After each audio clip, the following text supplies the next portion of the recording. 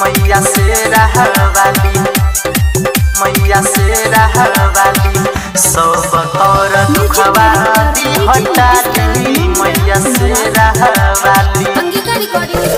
ऐनी शरण में असल के मन में जाए नदी हो खाली, मैया से रहवाली, से रहवाली, से रहवाली। ऐनी शरण में असल के मन में जाए नदी हो खाली, मैया से रहवाली, हाँ मैया से रहवाली, सब कर दुखवा दी हटाली, मैया से रहवाली, सब कर दुखवा दी हटाली, मैया से रहवाली, से रहवाली, से रहवाली, सब कर दुखवा दी हटाली, मैया से रहवाली। Angika recording studio Rupauli Purnia Bihar.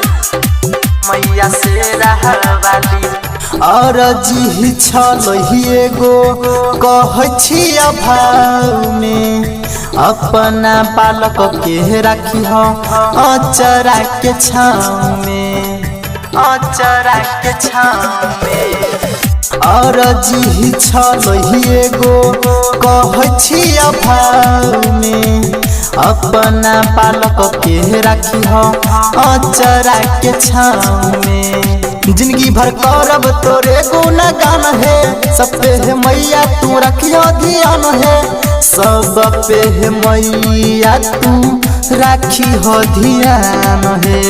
तोही छो दुर्गा, तोही छो गौरा, तोही छो मैया काली, मैया से रहवाली, मैया से रहवाली, सब कर दुखवा दी हटाली, मैया से रहवाली, सब कर दुखवा दी हटाली, मैया से रहवाली, से रहवाली, से रहवाली, सब कर दुखवा दी हटाली, मैया से रहवाली। Angika recording studio Rupauli Purnia Bihar. मैया से रहवाली। रोहित तरह जाके सुनल पुकार है, रघुवीर रोहनक के कर नैया पार है, कर नैया पार है।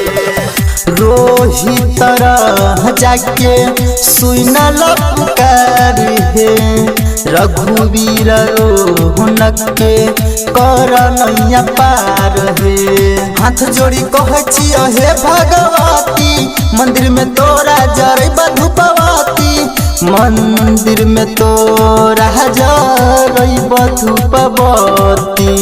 हमरो पे कृपा कर दो हो मैया, तोही छो जगत रखवाली, मैया से रहवाली, हाँ मैया से रहवाली, सब कर दुखवा दी हटाली, मैया से रहवाली, सब कर दुखवा दी हटाली, मैया से रहवाली, से रहवाली। Angika recording studio Rupauli Purnia Bihar.